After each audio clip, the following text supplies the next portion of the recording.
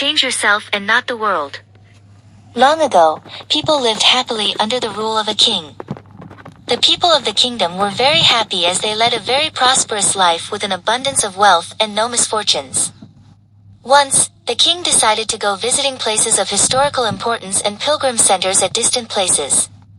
He decided to travel by foot to interact with his people. People of distant places were very happy to have a conversation with their king.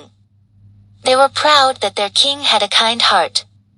After several weeks of travel, the king returned to the palace. He was quite happy that he had visited many pilgrim centers and witnessed his people leading a prosperous life. However, he had one regret. He had intolerable pain in his feet as it was his first trip by foot covering a long distance.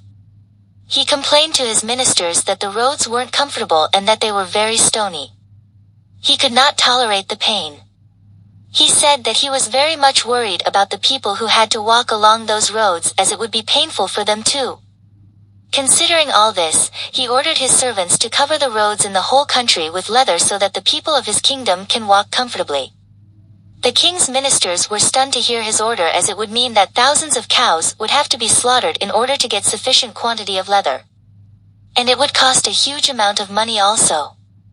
Finally, a wise man from the ministry came to the king and said that he had another idea. The king asked what the alternative was. The minister said, "Instead of covering the roads with leather, why don't you just have a piece of leather cut in appropriate shape to cover your feet?" The king was very much surprised by his suggestion and applauded the wisdom of the minister. He ordered a pair of leather shoes for himself and requested all his countrymen also to wear shoes. Moral: instead of trying to change the world, we should try to change ourselves.